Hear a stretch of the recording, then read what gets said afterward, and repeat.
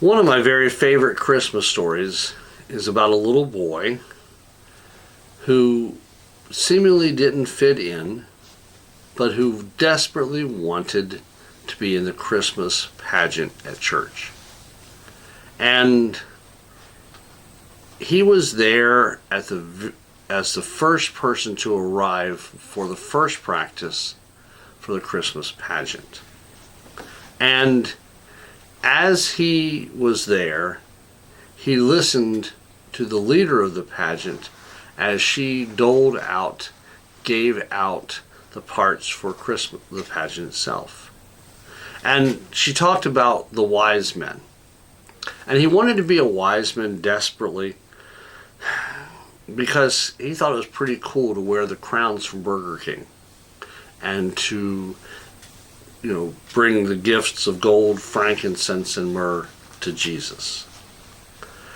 And she reminded him that he didn't have a crown, and that the wise men were always this other family who had 3 boys, and they had gifts of gold, frankincense, and myrrh. That, yes, it was a wonderful thought, but he would have to not be a wise man or a magi at this Christmas pageant. So he felt sadly, and he went and sat over on the side, and then she started talking about someone being the shepherds. And he wanted to be a shepherd, but she said they already had enough shepherds and they didn't need any more, and so they said to him, just go sit over there on the side because we have plenty of shepherds. And she talked about Mary and Joseph to the kids that were gathered there, and he thought being Joseph would be outstanding. And she said, Joseph has to carry the manger and take care of the baby and Mary, and it's a big part, and we're just not sure you're ready to be Joseph. And so he went away dejected, feeling that there was nothing for him to do in the Christmas pageant. But then she came to a part that he could do. She said, you can be the innkeeper. The only line that you have to say is, go away, there's no room in the inn.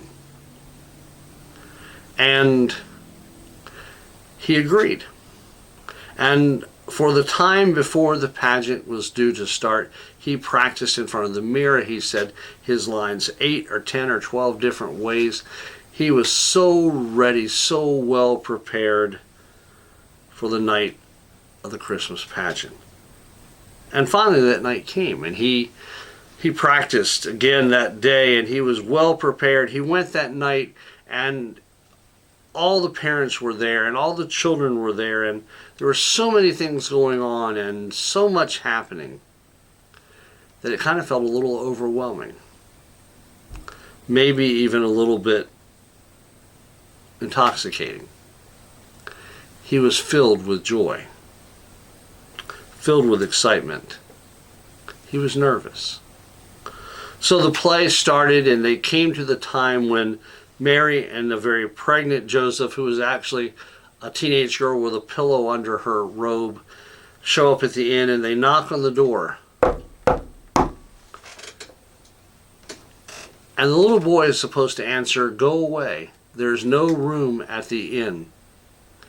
But he's too overwhelmed. He can't answer. He can't respond. It's total silence. And you know how sometimes you can whisper in a way that you're heard, but we still think it's a whisper? And the lady who was leading the program, leading the pageant, said, tell them to go away. There's no room at the inn. And he heard what she said, and everyone noticed that tears began to well up in his eyes. And Joseph and Mary knocked again. And they said, go away. There's no room at the inn. That's what he was supposed to say.